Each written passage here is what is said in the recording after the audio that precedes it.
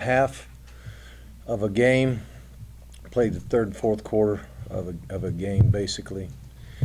We had our number one units as Georgia, number two units combined with some threes as Louisiana at Monroe.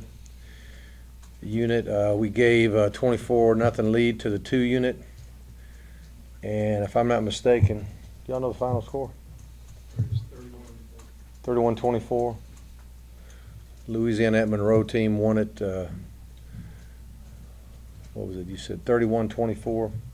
Had a couple drives at the end, Georgia did, to tie the game up, but was not able to do that.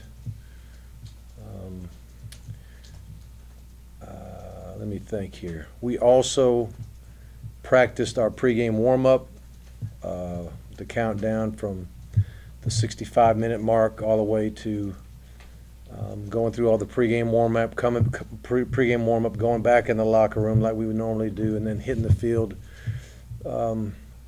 as a team right before the game. We did name captains for this game. The captains for this game are John Theus, Colton Houston. On offense, Jordan Jenkins, and Leonard Floyd on defense. We didn't name a special teams captain this time around, but as our tradition has it, or at least recent tradition has been, that we will name captains on a weekly basis based on the performance in the game and how they perform off the field as well, academically and socially, all those kind of things. At the end of the season, we let our team vote for permanent captains, which is what we'll do down the road. But we're basically naming those captains based on what happened from the end of the season till today. And it's a pretty great honor to be named the first captains of the year, because it does encompass an awful lot of time and effort and energy. And we like what those guys have done. There was a couple other guys that were good candidates, but we decided to go with them. Quarterback play, we had Bryce played the third quarter with Georgia. Grayson played the fourth quarter with Georgia. Fatone had the third quarter with the twos, and a little bit of the fourth as well, fourth quarter with the twos. We had, I believe we had, who else did we have play QB? Yeah, we had Sam and Nick. Yeah, Sam Vaughn played a series, and Nick Robinson played a series too, also with the two unit.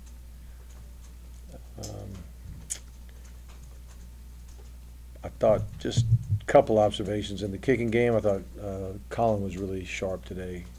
Hit some good bombs. Hit a ball that late that should have been down on the 1-inch line. He was punting for both teams basically. He had a nice another kick that we kind of kicked end over end. He hit that right about the 10 or 9 yard line, which is where we want it to land, with good hang time, good operation there. What we did was anytime our coverage teams were on the field, they were going to tackle guys to the ground. So our kickoff coverage team was live, we were tackling. Our punt coverage team was live tackling, and then when we were returning the ball, we would thud. And didn't get a lot out of the return game, really, punt or kickoff return. And then the rest, I was mostly trying to manage this thing, trying to make sure we got the right amount of snaps with both units, and make sure we got the right amount of kicking plays. And every once in a while, I'd insert a first down for the twos, just to make sure there's enough reps with that group. Which was basically it's when our number one defense was in there. We had to make sure they got enough reps, things of that nature. So I wasn't really watching exactly who was making plays and all that. I was watching more of what was coming up next. So I'll do my best to answer your questions. The fact that Lambert and Ramsey took the 1 snaps when you're trying to win the 24-0 deficit, the indication those are the first two guys would be in for you in most cases. No. I mean, matter of fact, everybody's getting evaluated. Our twos have gotten to the point where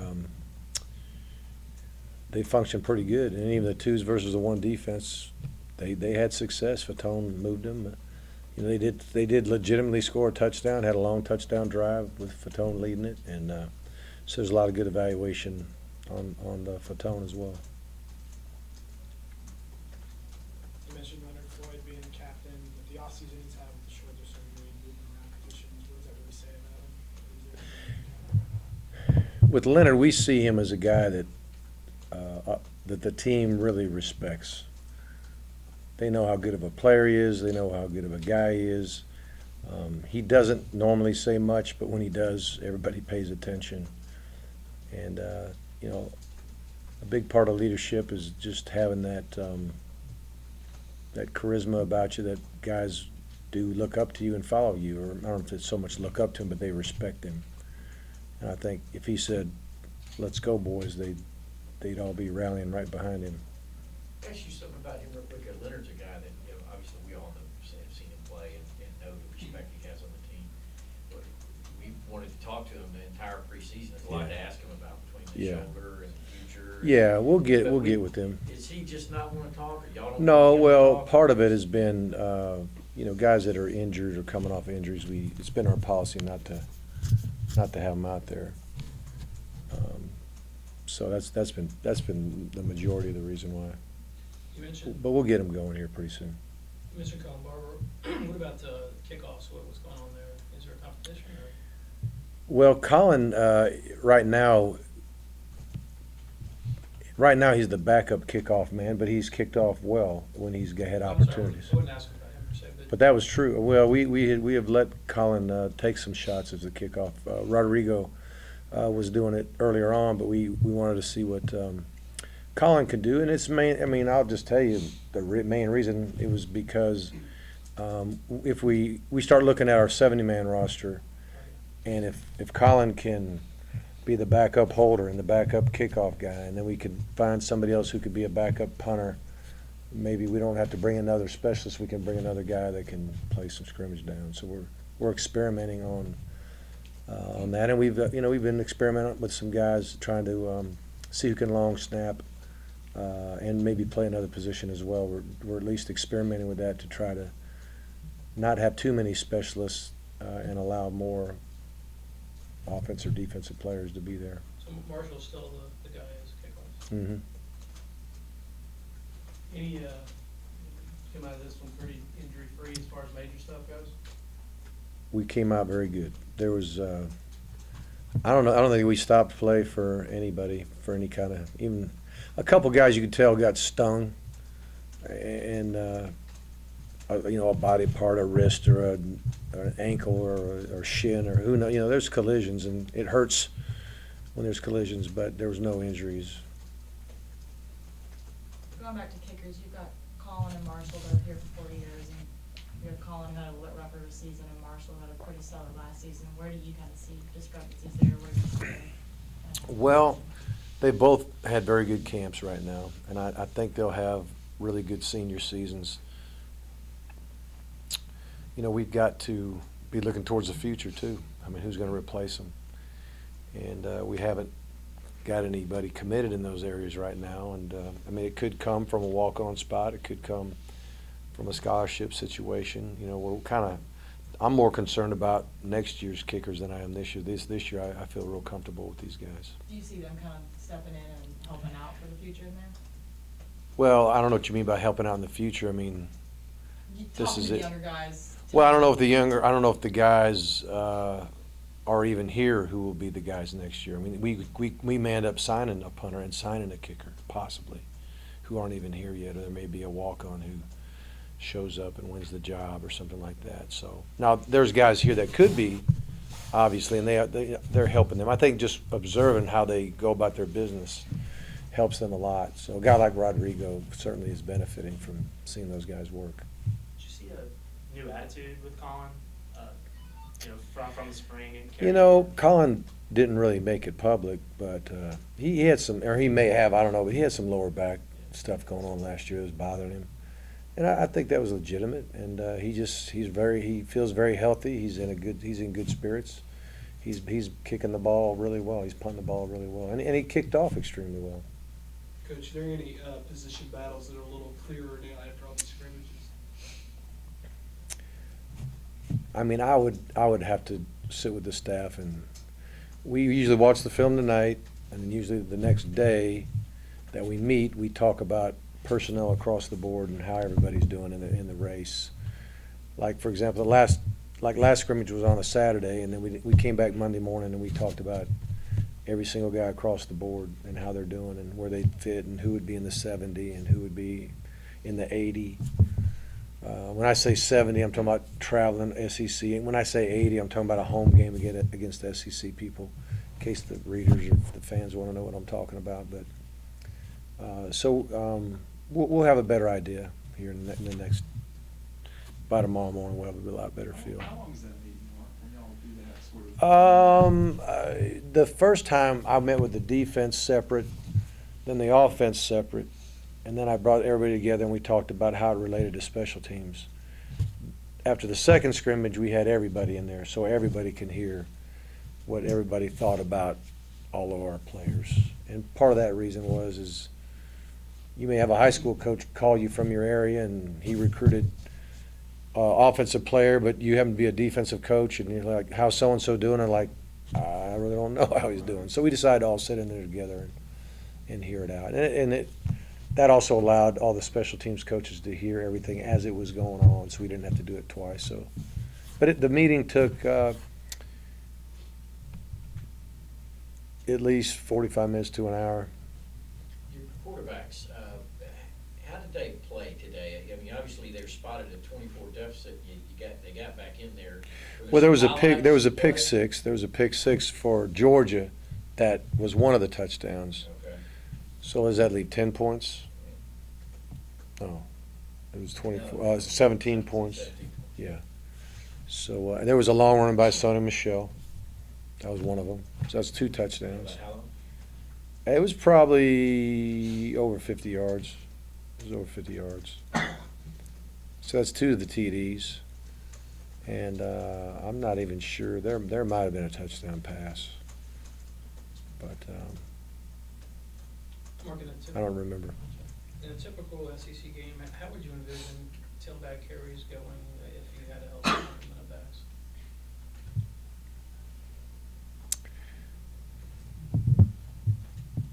Going by percentages, it's hard to say, but Nick would get the most. You know, Sony would probably get the next most, and I would say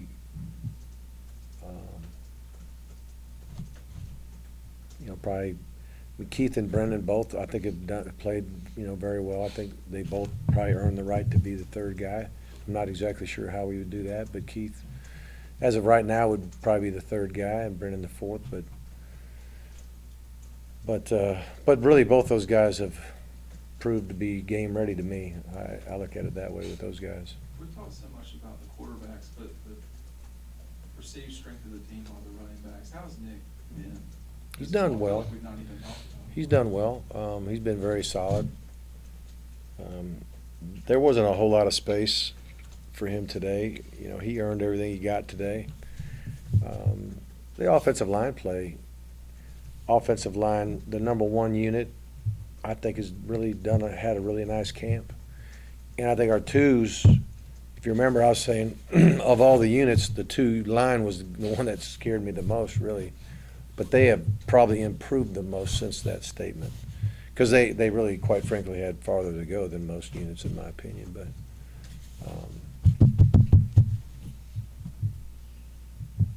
I think defensively, the down lineman, there's really truly not a lot of depth right there right now, and we will absolutely have to do it by committee. I don't see 3 guys that are just going to be playing a much higher percentage than the next 3 guys. I think we just got to keep them as fresh as possible, rotate them the best we can. When people start going no huddle and don't substitute, guys got to stay in there. But my guess is the first chance we get to make a sub, we will. Once we get it rolling a little bit in that regard.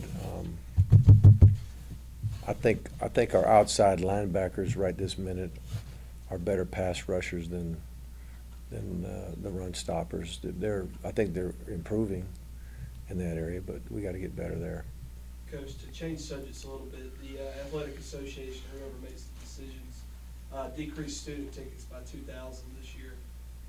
What is your reaction to that? And do you think there's Yeah. a difference in those 2,000?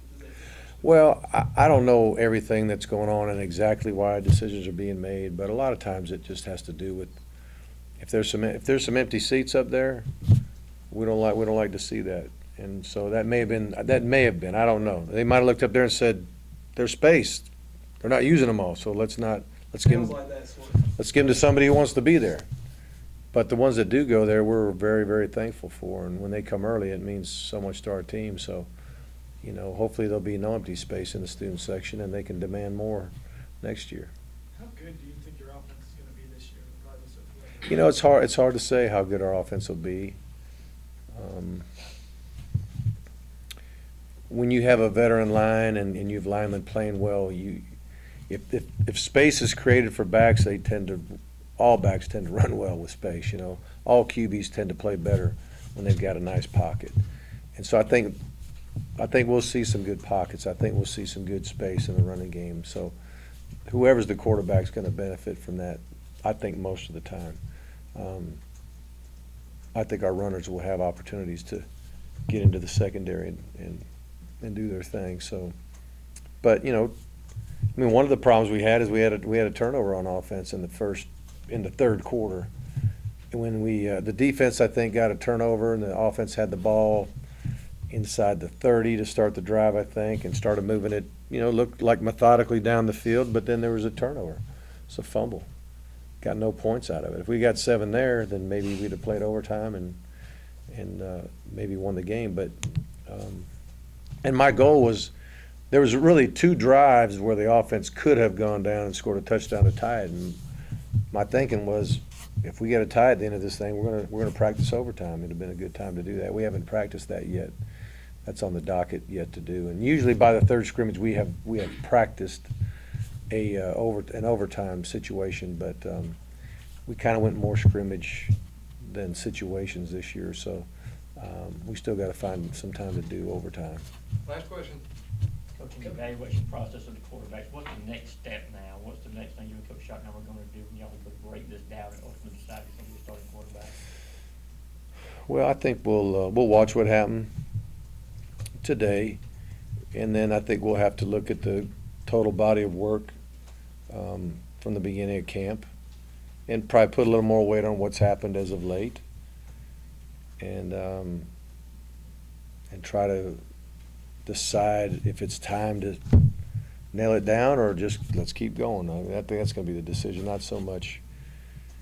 I don't think we're bent to say 100% we're going to name a starter after this thing. We're probably going to decide, do we keep it going, or do we make a decision and go with a guy?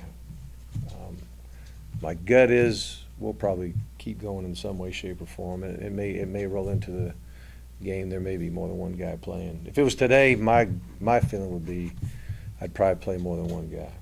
If it was today. What's that? You're still not a piece in, No, not yet. Okay.